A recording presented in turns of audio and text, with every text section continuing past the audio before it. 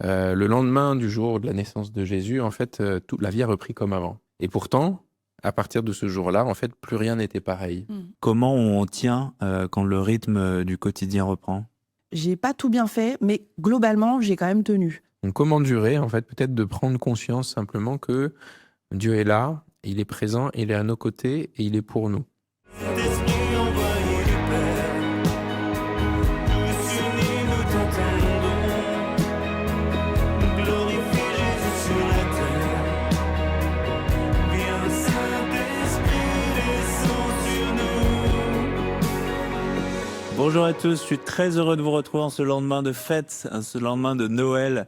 J'espère que vous avez passé de bons moments, peut-être en famille, entourés, peut-être que vous avez été comblés de cadeaux, vous avez été comblés de joie. En tout cas, nous, on est dans la joie et on avait envie de parler de la louange qui monte de nos cœurs avec deux artistes que je reçois. Alexia Rabé, bonjour. Bonjour Grégory, bonjour tout le monde. Très heureux de te recevoir. Tu es venu très souvent dans Présentiel. Tu m'accompagnes aussi dans les émissions sur Europe 1, Cœurs et âmes. Oui. Tous les 15 jours, tu fais une chronique où tu présentes le thème de chaque émission. Donc merci. Ça fait longtemps qu'on travaille ensemble. On a Oui, ça longtemps fait chanté très ensemble. longtemps, ça fait, je pense, une bonne dizaine d'années. Hein. Ah oui. Ouais, voilà. Donc, merci encore de m'accueillir ici, j'en suis vraiment ravie. Et Samuel Olivier. Bonjour Samuel. Bonjour. Alors, tu as composé de nombreux chants qui sont très présents dans nos églises, que ce soit Abba Père, Yahweh et tant d'autres. Éveille-toi mon âme. Merci de nous nourrir autant. Ça conduit notre prière et c'est très important. La louange, c'est quelque chose. Comment vous êtes tombé dedans? C'est pas évident. Comment on commence à chanter, puis on se dit tiens, je vais me mettre à composer. Comment on tombe dedans? Je dirais qu'il y a le facteur grandir dans l'Église, grandir dans l'Église et notamment dans une communauté où le chant communautaire, où la louange vraiment par la musique a une place assez importante. Moi, c'est vrai que personnellement, je suis née dans l'Église. Enfin, pas dans les locaux de l'église, évidemment, mais je suis née dans l'église, j'ai grandi dans l'église, donc c'est vrai que j'ai toujours été baignée vraiment dans cette atmosphère où la louange pendant les cultes a occupé vraiment une place importante, pour pas dire presque les 2/3 du culte, ce qui est quand même, Ouais. en temps, représente quand même une portion qui est pas négligeable. Et puis, bon, à côté de ça, j'avais aussi ma formation musicale au conservatoire. Donc, je pense que l'un dans l'autre, il y a eu quelque chose d'assez naturel. Enfin, en tout cas, une implication qui s'est imposée de manière assez naturelle. Très tôt, j'ai commencé à chanter dans les chœurs d'enfants. Puis, en fait, à 13 ans, j'ai commencé à jouer dans le groupe de louanges, le premier groupe de louanges qu'on avait dans mon église. Et de fil en aiguille, il y a aussi l'envie, l'attrait, l'envie de se dire Et l'encouragement. l'encouragement qu'on reçoit. Et puis, plus tard, je pense que on commence à mettre des mots dessus et on se dit qu'il y a un appel, il y a certainement quelque chose pour lequel, voilà, Dieu nous a préparés et Dieu nous destine, si je peux dire ça comme ça. Donc en fait, c'est un peu une sorte de continuité. C'est vrai que je me suis pas dit un jour, tiens, je vais faire de la louange. Mais peut-être qu'il y a d'autres personnes qui ont eu ce parcours-là. Alors Sam, toi, tu as chanté depuis tout petit? J'ai toujours aimé chanter. Après, pour rendre à César ce qui est à César, je pense que c'est mes parents qui avaient un agenda caché un peu. Comme beaucoup d'enfants, du coup, j'ai commencé à faire de la musique quand j'avais 6-7 ans. Mon père faisait de la flûte traversière, pas de métier, mais il avait un très bon niveau, donc j'ai choisi ça au début. Et bon, ça a été un échec, mais sinon j'aurais pu avoir un parcours très différent. Et puis quand j'avais 10 ans, moi j'avais fait le tour de la flûte, ça me plaisait pas trop, je voulais essayer une autre carrière, donc j'ai proposé le karaté à mon père, qui a habilement retourné la conversation pour me laisser choisir entre piano et guitare. Et ça m'intéressait autant que la flûte, mais j'ai pris le piano quand même. Et Ta carrière de karatéka Ouais. s'est vite arrêtée, du coup. Ouais. Et là aussi, j'aurais pu avoir un parcours très différent. Mais quand j'avais 14 ans, voilà, je commençais à faire quelques accords de piano les uns à la suite des autres. Et quand mes parents ont vu ça, en fait, ils m'ont vite réquisitionné. Donc eux, ils étaient responsables dans notre petite église aussi familiale de l'animation musicale, de la louange et il y avait peu de musiciens. C'était voilà, en province, une petite église. Donc très vite, voilà, j'ai travaillé un chant, j'ai stressé toute la semaine, puis je l'ai joué le dimanche et je me suis dit ça y est, j'ai fini. Puis le dimanche d'après, du coup, rebelote. Puis voilà, au bout de quelques semaines, j'étais le pianiste officiel de l'église Ah oui. à 14-15 ans. Donc c'est un bel apprentissage parce que je suis le seul instrument rythmique, harmonique. Je dois, voilà, avec les gens qui chantent et puis. Je pense que le vrai déclic, c'était un peu plus tard, du coup, sur la fin de mon adolescence, quand j'ai commencé à comprendre que je pouvais inventer mes propres chansons, maintenant que je connaissais quelques accords de piano, etc. Et là, en fait, c'est une activité une des premières fois où je faisais quelque chose qui m'a donné le sens d'exister, en fait. La première fois où je finissais ma petite chanson d'adolescent sur ma crise du moment et que je la chantais pour la première fois au piano, il y avait quelque chose où je me sentais en harmonie avec le monde entier. Et c'est quelque chose qui a pas cessé depuis. Donc c'est devenu finalement mon métier. Et puis cette implication dans les églises aussi à conduire des moments de louange, ça a perduré depuis. Alors, au lendemain de Noël, c'est un moment important pour nous chrétiens. C'est le moment où on célèbre cette naissance, la naissance de notre Sauveur. Qu'est-ce qui vous reste le 26 décembre à 18h30 de cette fête et de ce moment de Noël passé? Moi, je dirais, alors, je pense qu'il y a déjà un soulagement qui est physique, quand même, parce que c'est pas que Noël, mais c'est aussi toute la période de l'Avent. C'est souvent un marathon. Alors, on s'empresse beaucoup pour faire notre shopping de Noël, organiser les dîners. Oui, pour avoir le Noël parfait. Voilà, pour avoir le Noël parfait à 19 autour de la table. Mais au-delà de ça, il y a vraiment, pour moi, la période de l'Avent, je pense que c'est une période qui prend de plus en plus de sens vraiment profond et particulier dans ma vie parce que, en fait, la société postmoderne dans laquelle on est aujourd'hui va tellement à contre-courant de cette attente, de cette patience. Il faut toujours tout anticiper, il faut tout préparer et il faut tout prendre tout de suite. On est beaucoup dans l'immédiateté, alors que l'avant, c'est tout le reste. On est vraiment dans cette attente patiente où il y a beaucoup d'inconnus aussi qui se présentent à nous. Et je trouve que c'est émotionnellement, psychologiquement, même spirituellement, ça peut être un peu éprouvant, je trouve. Je sais pas pour toi, mais moi, je trouve que ça peut...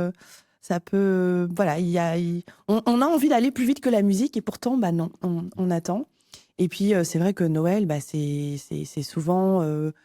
alors, ça dépend des Noëls qu'on passe. Hein. Moi, j'ai déjà passé des Noëls aussi très, très paisibles et très calmes, ce qui est aussi, je trouve, très bien. Mais oui, il y a vraiment ce soulagement de se dire « Ah, ça y est, là, c'est 4 semaines et demie, un peu de marathon. Enfin, je peux un peu souffler. » Donc, c'est un beau soulagement, je dirais. Ah, je comprends. Et puis, toute cette ferveur, toute cette excitation qu'il y a eu autour vraiment de la célébration de la naissance du Christ, ça y est, maintenant, on peut se concentrer sur Pâques. Ça va venir, ça va venir. Et toi, Samuel, qu'est-ce qui te reste de Noël? Je pense que la période juste après Noël, comme ça, puis avant que l'année suivante ait repris avec toutes ces activités et tout, c'est une période assez spéciale pour moi tous les ans. Je me dis que c'est un peu étrange peut-être pour, voilà, il y a 2000 ans quand le Christ est né. Le lendemain du jour de la naissance de Jésus, en fait, toute la vie a repris comme avant. Ouais. Et pourtant, à partir de ce jour-là, en fait, plus rien n'était pareil. Et je trouve il y a un peu aussi cet aspect-là qu'on retrouve. Il y a effectivement cette période de préparation en tant que chrétien. On investit aussi ce moment-là vraiment d'une attente et d'une espérance particulière. Puis le jour arrive, et puis voilà, souvent il y a les familles, il y a tout ça qui se passe. Et puis ensuite, il y a le jour d'après, où du coup on retrouve des fois la maison vide, on retrouve en fait les problèmes qu'on avait mis de côté un petit peu pendant quelques jours ou quelques semaines, ils sont toujours là. Peut-être nos questions intérieures, elles sont toujours présentes aussi. Donc c'est un moment qui peut être à la fois aussi un moment un peu de tristesse ou quelque chose d'un peu habité en tout cas. Moi, c'est un moment que j'apprécie aujourd'hui, plutôt dans cet aspect de me dire il y a quelques jours avant que le cirque reprenne. Et dans ces quelques jours, moi j'aime bien faire des bilans un petit peu, dire qu'est-ce qui s'est passé en 2025 et c'est quoi mes envies en fait pour cette année 2026, les domaines où j'ai envie de progresser, peut-être les choses que j'ai envie de réaliser, mais aussi plus voilà, dans mon rôle peut-être d'être humain, de chrétien, même dans mon rôle dans ma famille aussi. Ouais. Qu'est-ce que j'ai envie de me donner comme objectif pour devenir aussi un être humain plus à l'image de Dieu aussi cette année. Donc c'est souvent une période finalement où il y a quand même une notion d'intériorité et puis de face à face avec Dieu aussi, un peu de bilan, de dire qu'est-ce qui a marqué Ouais. cette année, Ouais. qu'est-ce qui a foiré et comment on repart sur des bonnes bases cette année. Donc toi, tu es plutôt du genre à faire toute une liste Oui. de bonnes résolutions en début d'année. C'est pas faux. Et ouais. Et ça tient ou pas? Alors les premières semaines, oui. Non, mais ouais, même si du coup, hein, c'est un cliché, mais Non, oui, mais voilà, mais on a besoin de se poser et de se dire, en fait, faudrait que je prie plus, il faudrait que je fasse plus de sport, il faudrait que je fasse ceci, il faudrait que je fasse cela, parce que réellement j'en ai besoin et c'est bien de pouvoir se le dire en fin d'année. C'est mieux de pouvoir tenir le reste de l'année. Oui, c'est sûr. Absolument. C'est clair. Après, c'est toujours bien, je trouve, de se donner un objectif, même si on n'arrive pas directement à l'objectif, il y a un mouvement, en tout cas une direction qui est donnée, quoi. Et puis je pense que même quand on se... Alors moi aussi, je me fais beaucoup de listes, j'aime beaucoup ça. Et c'est vrai que oui, depuis quelques années, moi aussi, je me fais des listes, un peu des objectifs. Alors le danger, évidemment, c'est de se faire des listes qui deviennent complètement irréalistes et infaisables et qui mettent plus une charge mentale qu'autre chose. Mais c'est vrai que, je sais pas, se dire par exemple, je vais me lancer dans le défi de lire la Bible en 1 an. Oui, les 3 premières semaines, les 3 premiers mois, bon, suivant l'ordre dans lequel on fait sa lecture, au bout de quelques mois, ça devient un peu difficile. Et puis l'agenda, et puis on n'a pas le temps, et puis on se dit, oh, bon, allez, je rattraperai demain, et puis le demain se transforme en 4 semaines. Mais je pense qu'il y a quand même des choses qu'on arrive à cocher dans notre liste, et à la fin de l'année, il y a quand même cette satisfaction qui est aussi un encouragement vraiment personnel, dire, bon, j'ai pas tout bien fait, mais globalement, j'ai quand même tenu. Ça peut être effectivement reprendre le sport, bien manger, je sais pas, travailler à sa sociabilité, travailler à notre relationnel aux gens, aux autres. Peu importe, se dire quand même, on fait quand même des choses dans une année. On reste pas là comme ça stoïque sans rien accomplir. Et je pense que c'est quand même aussi un très très bel encouragement de se dire, j'ai galéré, j'ai pas tout bien fait, mais j'y suis quand même arrivée. Et ça, quand ça se multiplie sur 1, 2, 3, 4 ans, je trouve qu'il y a vraiment quelque chose de très très beau parce que c'est aussi, et je pense surtout, un énorme sujet de reconnaissance, de se dire oui, on a fait des efforts, mais on fait des efforts aussi parce que on a remis ces choses-là vraiment entre les mains de Dieu et on a demandé son aide, on a peut-être même supplié son aide et Dieu est fidèle quand il s'agit de nous aider. Je pense qu'il n'est pas avare de ce point de vue-là. Mais alors vous faites de la louange dans vos églises. Alexia Rabé, toi tu es dans ton église, l'église américaine L'église américaine de Paris. de Paris, avec des chants incroyables. J'ai pu assister, c'est vraiment sublime. Toi, Sam, c'est moins incroyable, mais c'est différent dans le sens où toi tu fais beaucoup de tournées, tu vas chanter dans des églises où tu es invité, même si tu as aussi ton église locale.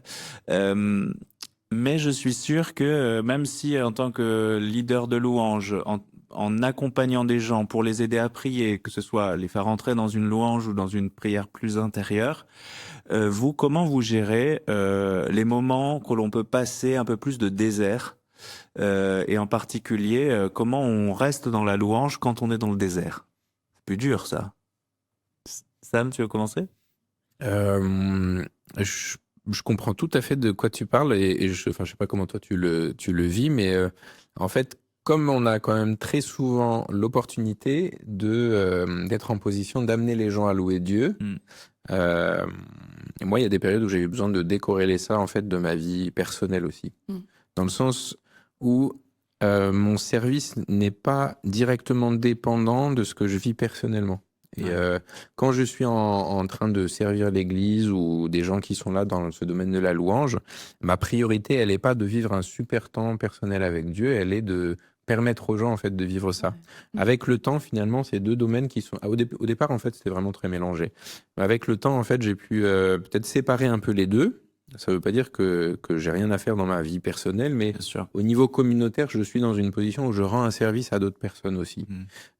Et du coup, mon bien-être personnel ou mes émotions du moment, elles sont importantes, mais elles doivent pas prendre en otage en fait ce rôle qui m'est confié à ce moment-là.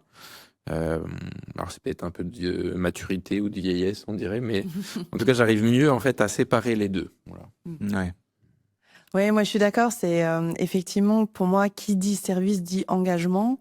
Je pense que si à chaque fois on devait se retirer ou sentir qu'il serait plus opportun de se retirer parce que ça ne va pas, parce que voilà, d'abord le fait de traverser des déserts et de ne pas aller bien, ben, c'est la vie tout simplement. C'est même la vie spirituelle Voilà, c'est la vie qui spirituelle est donnée. et tout le monde est confronté à ça. Leader, pasteur, non leader, non pasteur, peu importe. Tout le monde est confronté à ça. Euh, voilà, moi je pense que je me positionne un peu comme toi aussi, c'est-à-dire qu'à partir du moment déjà où je m'engage, euh, à moi vraiment, je pense que c'est arrivé peut-être 2 fois où je me suis vraiment retirée en dernière minute, mais là vraiment en expliquant que c'était exceptionnel de chez exceptionnel Ouais. et que je ne pouvais vraiment pas assurer. Mhm. Et d'ailleurs, ces 2 fois étaient à peu près sur la même période et je me suis arrêtée pendant un certain temps après. Mais oui, c'est vrai que quand on est au service des gens, c'est pas qu'on s'oublie soi-même, mais effectivement, on met l'intérêt des autres peut-être avant le nôtre. Parce qu'on a une image à tenir aussi. Oui, il y a une image. Ah, tu dis quelque chose d'intéressant. Tu dis, mais qu'on soit pasteur, leader ou simple personne qui assiste à une célébration, on a tous des moments de désert. Et pourtant, ceux qui sont sur scène, Ouais. on le voit pas. En tout cas, ils sont pas là à dire, oh là là, aujourd'hui, ça va pas du tout, les amis. Désolé. J'ai pas envie d'être là. J'ai pas envie d'être là. Et Je voulais pourtant, rester chez moi. Dieu sait que ça peut arriver. Est-ce qu'il n'y a pas une différence aussi? Enfin, moi, c'est une vraie question que je me pose. Dans l'idéalisation que l'on peut faire de la vie spirituelle par les autres Mm. et de nous ne pas arriver à se projeter sur des modèles qui nous semblent parfois inaccessibles, en Ouais. fait. Ouais. Mais je pense que déjà, il y a quand même quelque chose qui est très propre au chant. Euh, le chant a cette capacité assez unique et extraordinaire de vraiment faire transpirer notre état du moment.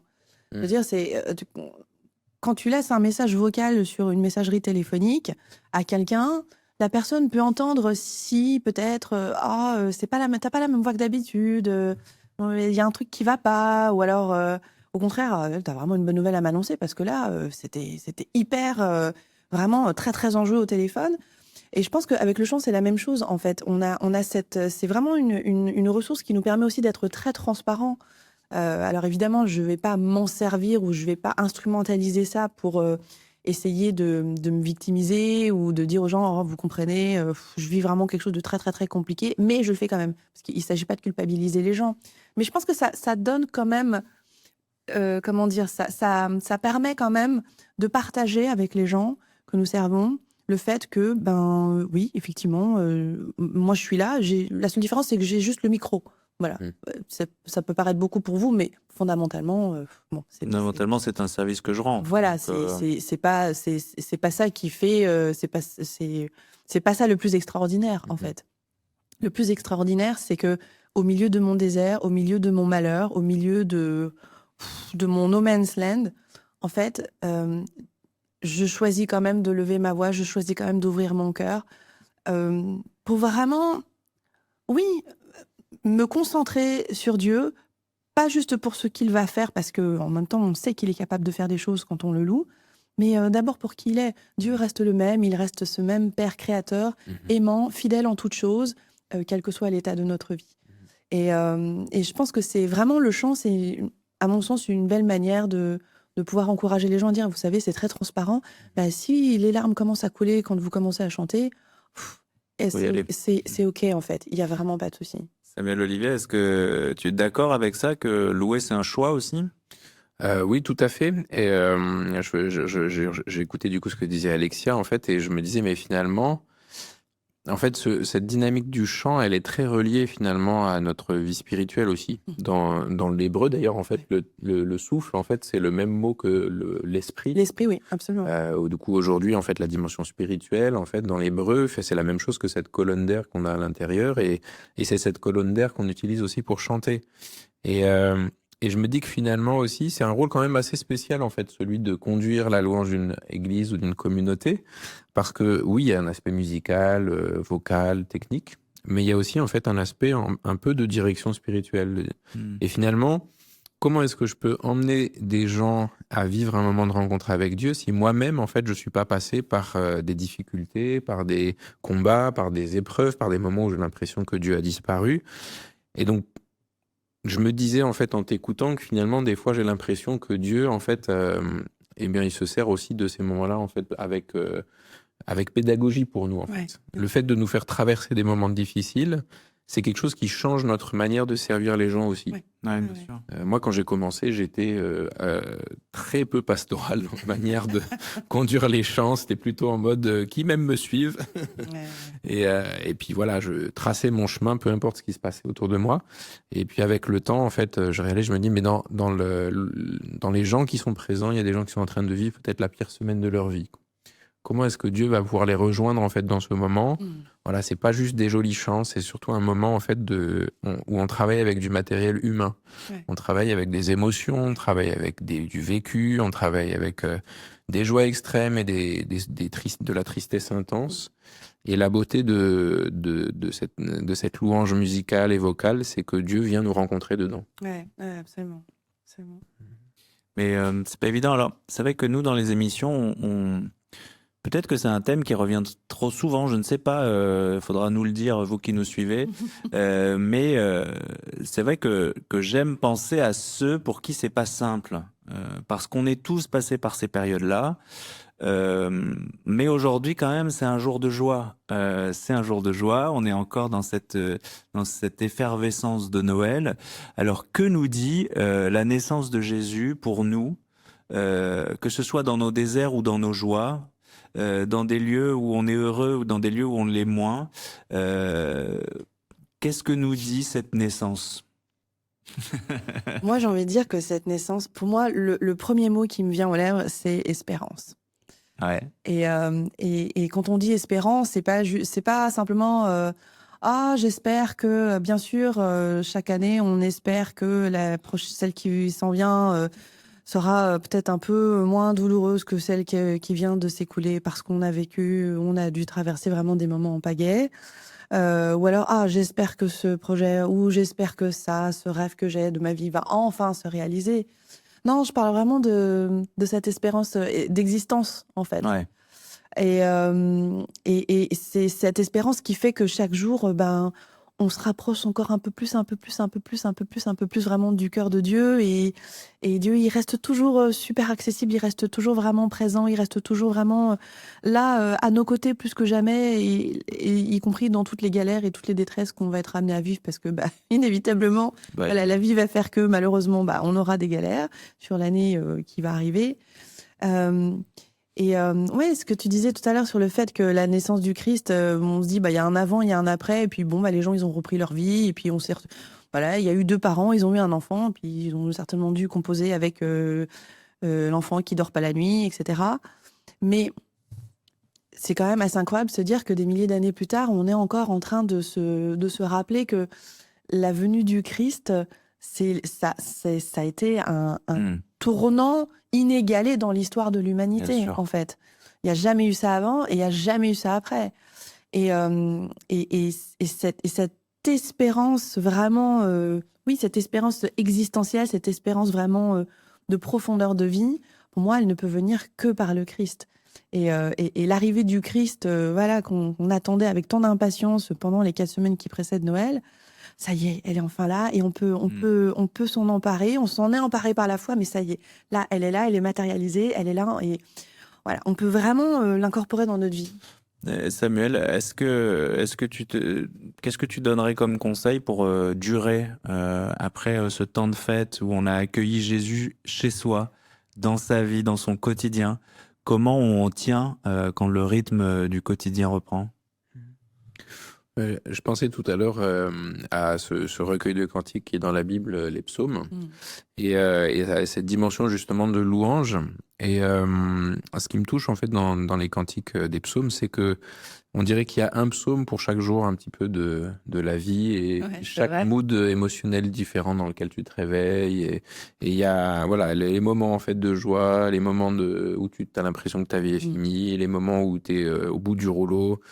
Et pour durer, je pense que peut-être ça nécessite un peu de redéfinir un petit peu aussi notre rapport à Dieu. Où finalement, Dieu n'est pas celui qui attend de nous en fait une perfection, une exemplarité, un certain nombre de standards qu'il faut rencontrer, mais plutôt en fait celui qui est avec nous. Je pensais à ça du coup. On parlait de Noël en fait dans la prophétie d'Ésaïe qui annonce la venue de Jésus. Il y a ce nom Emmanuel qui est utilisé.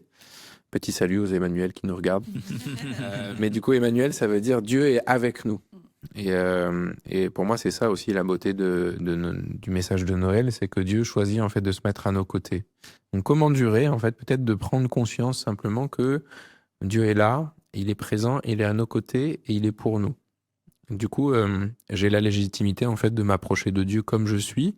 Je peux en fait simplement lui partager en fait mes états d'âme, les choses que je vis bien, celles que je vis mal, les choses que je n'arrive pas en fait à faire, même avec beaucoup d'efforts et beaucoup de ténacité. Et en fait, Dieu m'accueille en Jésus tel que je suis. Et je pense qu'on peut tous en témoigner aussi. La beauté de la vie chrétienne et de la marche avec le Christ, c'est que dans ce parcours, en fait, graduellement, petit à petit, il y a des choses qui changent au fur et à mesure, en fait, dans nos cœurs, dans nos vies, des domaines qu'on pensait qui seraient jamais, en fait, touchés, finalement, qui tout à coup changent au fur et à mesure.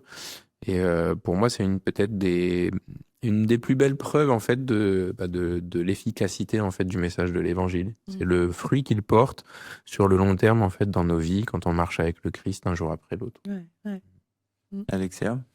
Oui, et alors, j'aurais envie de rajouter que on se dit qu'on veut être discipliné, qu'on veut, allez, cette fois-ci, cette année, c'est la bonne. Et c'est vraiment, moi j'encourage les gens vraiment à rechercher cette discipline aussi, parce que bon, il faut quand même pas se leurrer. Je pense qu'on peut pas porter de fruits si déjà il y a pas cet effort qui est fait. Il n'y a pas de résultat sans travail, mais en même temps, ne pas chercher la performance à tout prix, la performance spirituelle à tout prix. C'est dire, si je reprends l'exemple, parce que moi, c'est quelque chose un défi que je me lance tous les ans, et je pense que j'y arrive une année sur deux, c'est de lire la Bible en un an.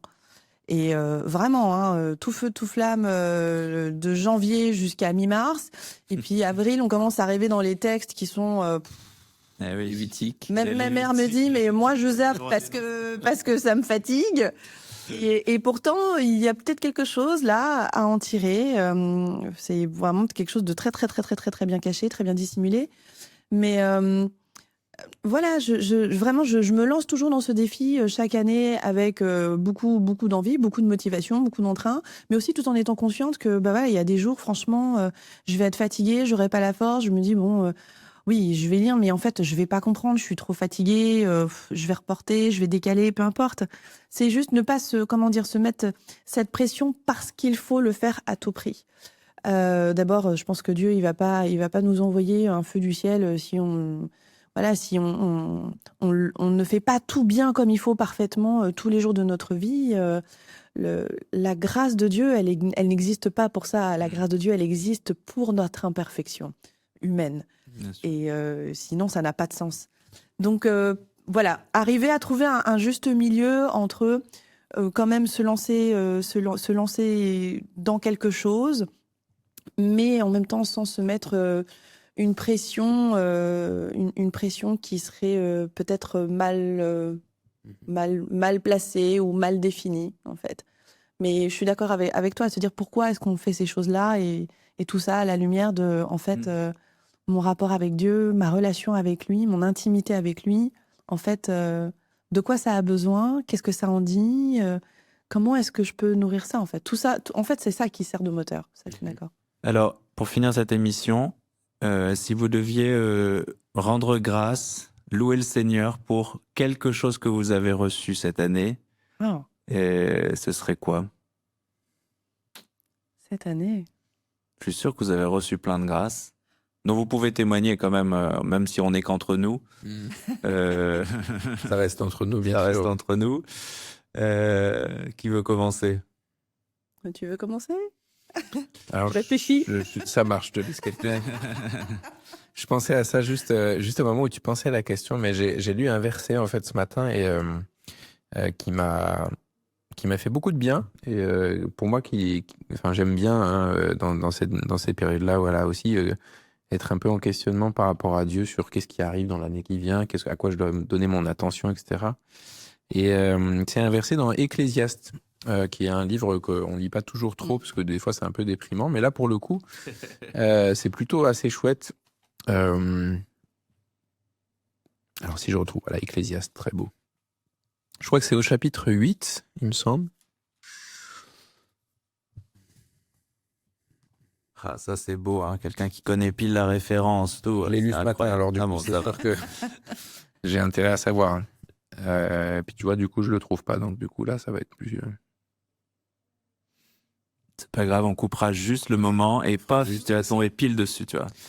Non, c'est Ecclésiaste chapitre 9, voilà, du coup, et c'est au verset 7. Et j'ai lu ça ce matin et je me suis dit, mais c'est vraiment une grâce, en fait. Au milieu de ce livre d'Ecclésiaste qui est très tourné vers la futilité de tous les efforts humains, la vanité de tout ce qu'on voit, etc., qui est un peu pessimiste et un peu déprimant, mais il y a ce verset où l'auteur dit « Va, mange ton pain avec joie et bois ton vin d'un cœur heureux, car Dieu prend déjà plaisir à tes œuvres. » Et en fait, j'ai lu ça ce matin et je me suis dit, l'année n'a pas commencé. J'ai rien fait cette année encore. Je sais que je vais foirer un certain nombre de choses, hein, comme chaque année. Puis il y a quelques petits trucs peut-être que je vais réussir. Mais en fait, il y a déjà eh bien, la promesse de Dieu, dire Dieu agrée en fait tes œuvres. Il est heureux de ce que tu fais. Il prend plaisir en fait, pas juste dans tes actions, dans ce que tu fais. Donc quel est ton rôle? Finalement, de vivre chaque jour en fait sous le regard de Dieu, de manger. En France, en tant que Français, on est content de boire du vin. Ouais, c'est très bien. On est Oh, tous oui, contents. oui, oui. Mais en fait, je comprends ça parce que quand je regarde mon fils, finalement, c'est un peu aussi le regard que j'ai de manière très imparfaite. En fait, je cherche pas à ce que mon fils atteigne un certain niveau de perfection. En fait, bien sûr, j'ai envie qu'il puisse profiter de son potentiel, aller au maximum de ce qu'il peut faire. Mais bon, il a 8 ans et demi, donc voilà. L'examen de médecine, c'est pas encore demain. Et puis surtout, en fait, ce que mon désir le plus profond pour lui, en fait, c'est qu'il soit heureux. Et je suis un très pâle reflet en fait du cœur de Dieu pour chacun d'entre nous en fait. Et la bénédiction que Dieu nous donne pour cette année, c'est profite pleinement. Ouais. Mange un bon repas, fais une bonne raclette en Savoie comme là où j'habite maintenant. Bois un bon vin et profite en fait finalement de cette expérience d'être humain au jour le jour parce que c'est une bénédiction en fait de ton Père Céleste aussi pour cette année. Amen. Ouais. Et toi? Moi, j'ai un verset dans les psaumes, du coup, le psaume 37,4 qui me porte depuis très, très, très longtemps. Depuis plusieurs décennies, il faut quand même le dire. Et chaque année, chaque fin d'année, en tout cas, quand c'est l'heure un peu des bilans, je constate que vraiment ce texte est d'une vérité criante, magnifiquement criante. C'est vraiment, fais du Seigneur tes délices, vraiment ce que tu as de plus cher, et il va te donner ce que ton cœur désire. Et en fait, pas plus tard encore qu'il y a à peine 2 semaines, voilà, j'étais rentrée de l'église un dimanche après-midi et puis j'étais assez dans l'émotion parce que c'était très beau et puis j'aime beaucoup mes équipes et puis j'aime beaucoup ma communauté. C'est une très belle communauté. Et au fond, moi, je m'étais dit, oh, mais Seigneur, moi, j'aimerais bien pouvoir faire ça. Je sais que c'est pas trop dans les habitudes, mais ça, ce serait quand même chouette. Ça, ce serait pas mal. Et puis, du coup, 2 jours après, on a eu un staff meeting, du coup, avec l'équipe pastorale pour préparer le dimanche d'après.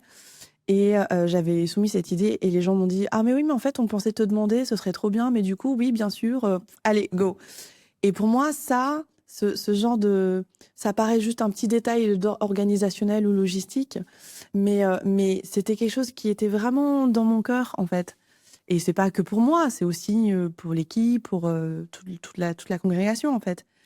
Et je suis sortie de ce meeting, j'avais une petite larme quand même. Mais vraiment une larme de reconnaissance en me disant, franchement, Seigneur, je sais que tu fais des trucs de ouf, mais là, même pour des petits détails comme ça, tu ouvres la porte. Non, t'es vraiment très fort. Et cette année, ça a été vraiment un peu ça. C'est-à-dire que Dieu parsemait comme ça mon quotidien de plein de petits clins d'œil, de plein de petits exaucements qui font quand même beaucoup de bien au cœur, à l'âme, mais surtout qui renouvellent en fait cette disposition de oh, Seigneur, franchement, je sais que t'es trop bon, je sais que t'es fidèle et tout. Ouais, mais là, ça dépasse tout. Là, vraiment, t'es trop fort. Et puis la fois d'après, ça, encore. Et j'arrive à la fin de l'année avec, oui, des moments difficiles, des deuils, des projets qui m'étaient chers qui n'ont pas abouti. Malgré ça, je ne peux que dire que ouais, Dieu est resté fidèle. Voilà. Il l'était l'année d'avant. Je ne sais pas ce qui va arriver l'année prochaine. Mais vu comment il a été fidèle dans des grandes choses, mais aussi dans des tout petits détails, ouais, je m'inquiète. Tu restes fidèle. Ouais. Merci à vous deux. Merci. Merci à vous de nous suivre pendant cette série d'émissions tout au long de ces fêtes de Noël. Si cette émission vous touche, sachez que si on peut les réaliser, c'est grâce à vous, c'est grâce à votre générosité. Pendant toute cette semaine, on fait appel à votre générosité pour pouvoir continuer notre mission, nos ministères, que ce soit Info Chrétienne, que ce soit présentiel, un miracle chaque jour, The Chosen. On a besoin de vous pour pouvoir continuer. Donc n'hésitez pas, vous avez toutes les infos dans la description de cette vidéo. Sachez qu'un don, c'est pour 100 euros, c'est 30 euros de réellement payer puisqu'il y a une déduction de vos impôts. Merci beaucoup pour toutes ces fêtes. J'espère que vous passez de bons moments. Nous, on se régale à se retrouver chaque jour. On se retrouve demain. Merci à vous deux. Merci beaucoup de l'invitation. Allez, à demain.